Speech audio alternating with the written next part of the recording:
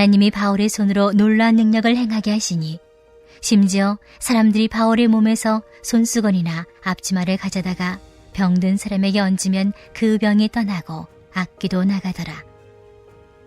이에 돌아다니며 마술하는 어떤 유대인들이 시험 삼아 악귀 들린 자들에게 주 예수 이름을 불러 말하되 내가 바울이 전파하는 예수를 의지하여 너희에게 명하노라 하더라.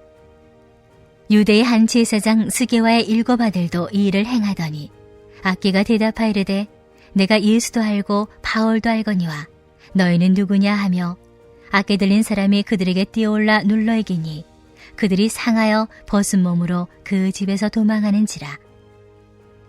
에베소에 사는 유대인과 헬라인들이 다 이 일을 알고 두려워하며 주 예수 이름을 높이고 믿은 사람들이 많이 와서 자복하여 행한 일을 알리며 또 마술을 행하던 많은 사람이 그 책을 모아 가지고 와서 모든 사람 앞에서 볼서라니 그 책값을 계산한 즉 은 5만이나 되더라.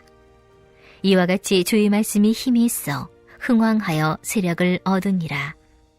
이 일이 있은 후에 바울이 마게도냐와 아가야를 거쳐 예루살렘에 가기로 작정하이르되 내가 거기 갔다가 후에 로마도 보아야 하리라 하고 자기를 돕는 사람 중에서 디모데와 에라스도 2 사람을 마게도냐로 보내고 자기는 아시아에 얼마 동안 더 있으니라. 할렐루야. 말씀으로 오늘 하루를 살아가는 우리 모두에게 하나님의 은혜와 평강이 가득하시기를 주님의 이름으로 축원합니다. 에베소에서의 바울의 사역은 말씀의 사역뿐만 아니라 능력의 사역을 포함하고 있습니다. 11절 말씀에 보면 하나님께서 바울의 손을 통해서 놀라운 능력을 행하셨다라고 기록합니다. 이 놀라운 능력을 직역하면 흔히 마주칠 수 없는 평범하지 않은 아주 비범한 것이었습니다. 12절 말씀에 보면 그렇게 말씀하시는 이유가 등장하는데 이 치유의 사건은 바울이 어떠한 목적과 의도를 가지고 병든 사람에게 직접 손을 얹어서 안수한 것이 아니라 단지 그의 몸에 닿았던 천조각을 누군가가 가져다가 병자의 몸에 닿기만 해도 병이 낫고 악귀가 떠나가는 놀라운 능력이었기 때문입니다. 이러한 일은 성경에서 이미 선례가 있습니다. 예수님의 옷자락을 만졌던 혈루증 여인의 치유의 사건이 그러했고 베드로가 지나갈 때 그의 그림자가 덮이기만 해도 모든 병과 귀신이 떠나갔던 사건이 그러했습니다.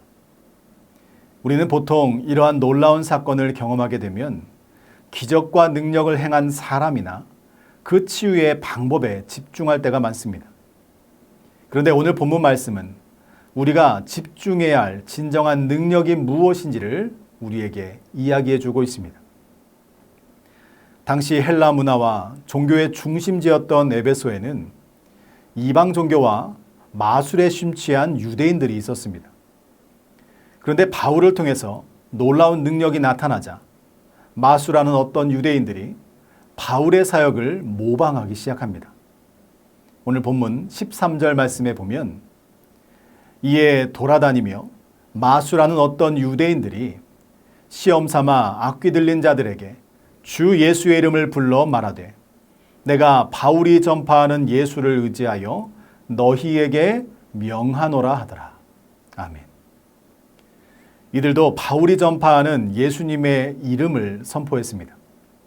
그런데 바울과는 명백한 차이점이 한 가지 있습니다.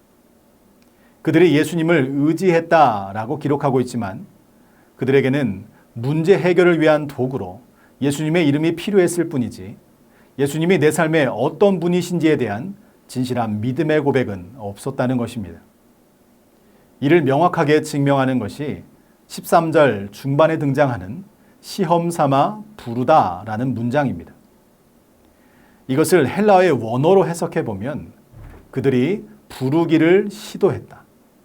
그들이 흉내내기를 시작했다라는 의미를 가지고 있습니다. 여러분, 우리가 드리는 기도와 우리의 예배 생활은 내 삶의 문제 해결과 성공을 위해 부적이 되어서는 안 된다는 것입니다.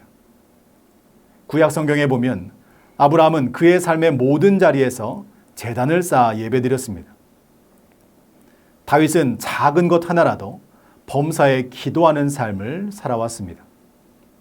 이것은 아브라함과 다윗의 중심이 여호와 하나님께 있음을 나타내 보여주는 사건입니다. 그런데 우리는 때때로 제단을 쌓았고 기도를 했다라고 하는 이 행위에만 초점을 맞출 때가 있다는 것입니다. 그 중심을 보시는 여호와 하나님, 기도와 예배를 통해서 우리와 더욱 가까워지기를 원하시는 하나님은 망각하고 예수님의 이름을 주술로 사용했던 마술사들처럼 어쩌면 내 삶의 문제 해결을 위해서 기도와 예배 생활을 복을 받는 부적처럼 생각하고 있지는 않는지 우리는 꼭 돌아보아야 합니다. 여러분, 예배는 무엇입니까? 하나님을 높이는 것입니다. 그렇다면 기도는 무엇입니까? 내 삶의 진정한 인도자 되시는 여호와 하나님을 붙잡고 의지하는 것입니다. 사도 바울이 예수님을 만나기 전에는 자신이 붙잡고 있는 율법과 신념을 지키기 위해서 그리스도인들을 비방하고 폭행하는 삶을 살았습니다. 그러나 예수님을 만나고 십자가 구원의 은혜를 체험한 이후의 바울은 자신이 만난 예수 그리스도를 위해서 나는 죽고 예수로 살아가는 십자가 복음을 증거하며 하나님의 놀라운 능력을 행하는 주님의 도구가 되었던 것입니다.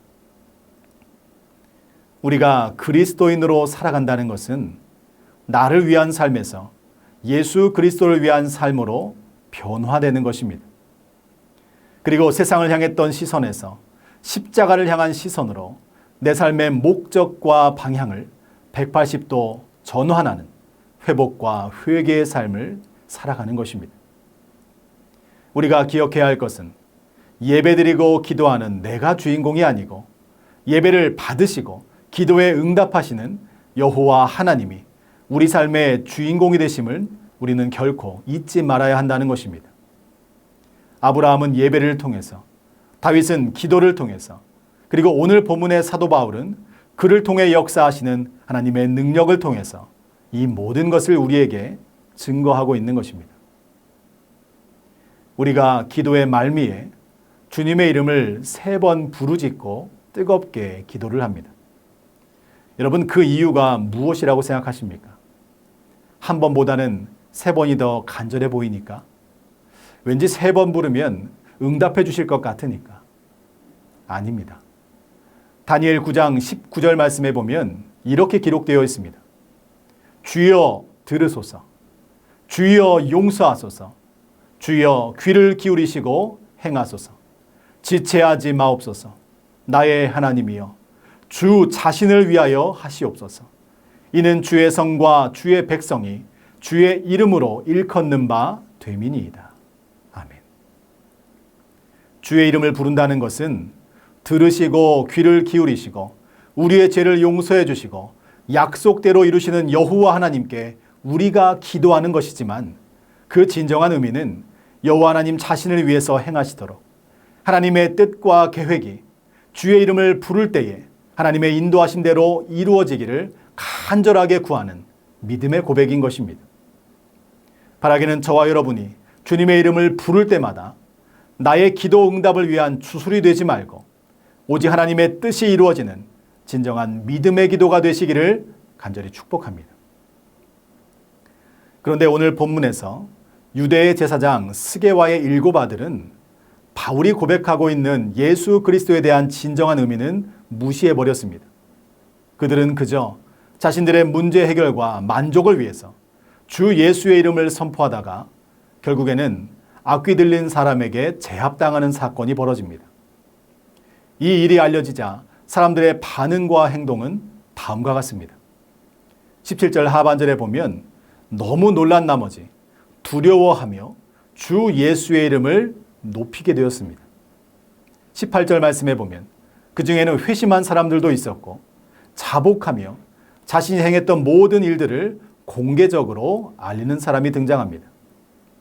그리고 더 나아가 19절에 보면 마술을 행하던 많은 사람들이 마술과 관련된 책을 모아서 불태우기까지 합니다. 당시에 불태운 마술책의 가치는 은 5만이었습니다.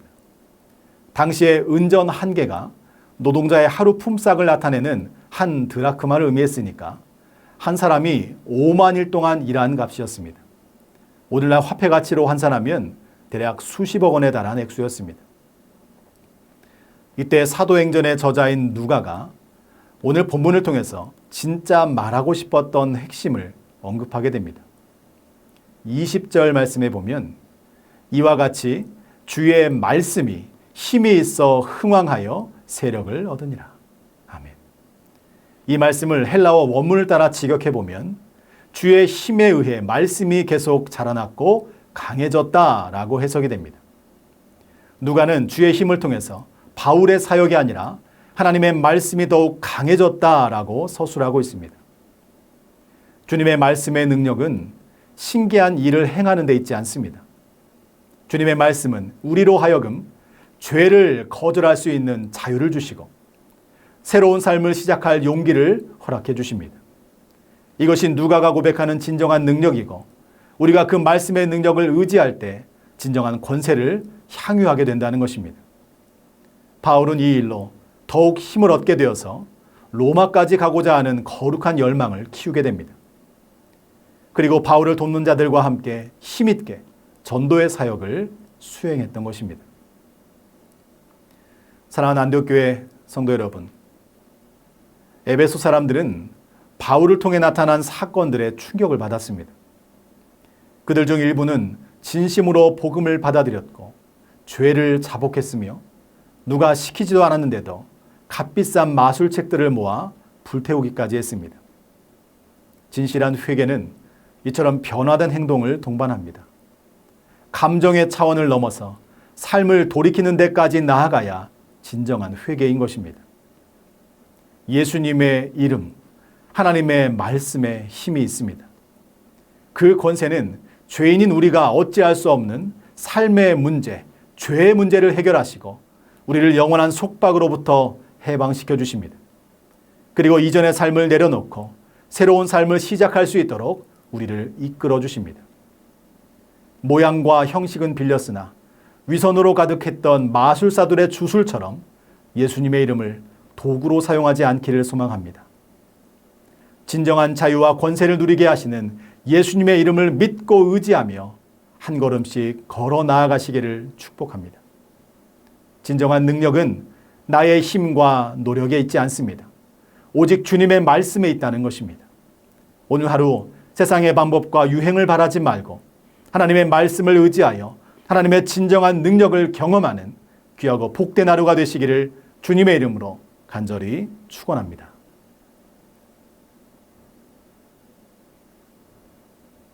이 시간 함께 기도하길 원합니다. 오직 하나님의 말씀이 우리의 삶을 이끌어 가시는 진정한 능력임을 믿고 예수님의 이름을 의지하여 담대히 복음을 전하는 우리 모두가 되게 하여 주시옵소서. 여름에 진행되는 해외 단기 선교와 의료 선교, 교육부서 여름 사역을 통해서 하나님을 깊이 경험하고 그 은혜를 누리는 귀한 시간이 되게 하여 주시옵소서.